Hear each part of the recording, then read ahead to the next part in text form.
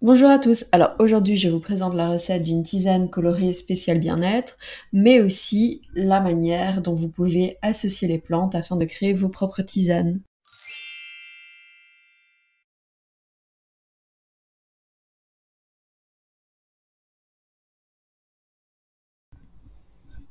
Tout d'abord, le sommaire. Alors d'abord, vous trouverez la liste du matériel et ensuite les étapes de fabrication. Vous trouverez ici la liste du matériel et des ingrédients dont vous aurez besoin. N'hésitez pas à mettre cette vidéo sur pause le temps de tout noter.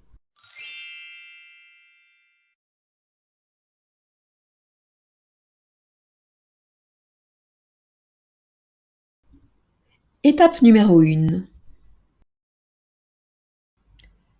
Choisissez les plantes que vous allez utiliser.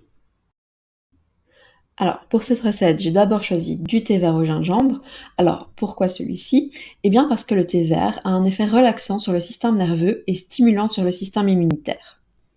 Pour le gingembre a un très fort pouvoir antioxydant. Ensuite, des fleurs de bleuet séchées que vous pouvez trouver dans tous les magasins bio. Alors, pourquoi celui-ci? Eh bien, parce qu'il améliore l'état énergétique en transportant l'oxygène aux cellules et aux muscles.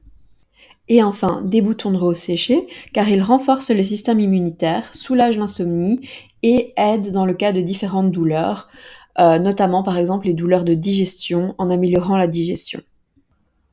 Alors, un grand attention pour tout ce qui concerne les contre-indications. Alors, j'ai choisi ces trois plantes, mais évidemment tout en connaissant ma propre situation médicale.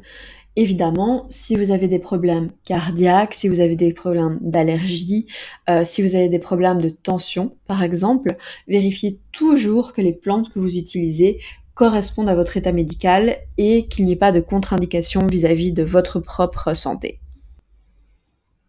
Étape numéro 2. Créer une synergie. Alors, créer une synergie, c'est mettre les plantes ensemble afin de les utiliser dans un but commun.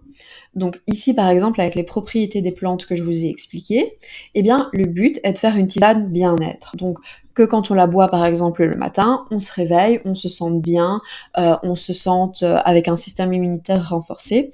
Et donc, toutes les plantes agissent dans un but commun. Étape numéro 3.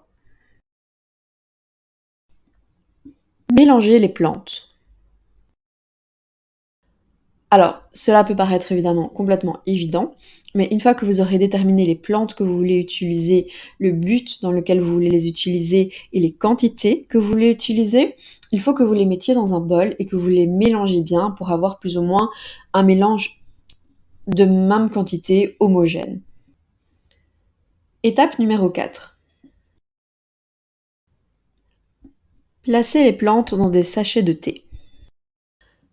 Alors, je sais qu'on peut utiliser des petites boules, des passoires et tout ça, mais personnellement, j'adore utiliser ces petits sachets de thé, car ils sont très faciles à emporter partout, donc par exemple à votre travail et tout ça.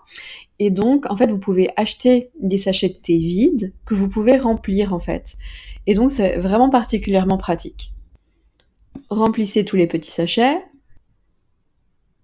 Étape numéro 5. Une fois que vous avez réalisé tous vos petits sachets, le mieux est de les placer dans un sac en papier, donc légèrement cartonné, afin de pouvoir conserver le plus longtemps possible votre tisane. Donc pour ceux qui ne voient pas, c'est un sachet comme celui-ci par exemple. Alors pourquoi un sac en papier ou en carton?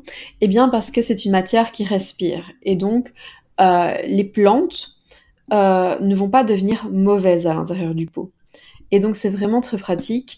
Alors par contre, évidemment, il n'est pas question de garder ces plantes sur les 10 prochaines années, évidemment. Mais donc voilà.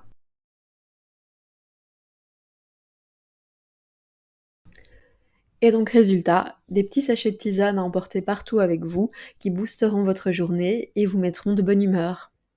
J'espère que cette vidéo vous aura plu. N'hésitez pas à vous abonner à ma chaîne pour d'autres trucs et astuces. Et à bientôt!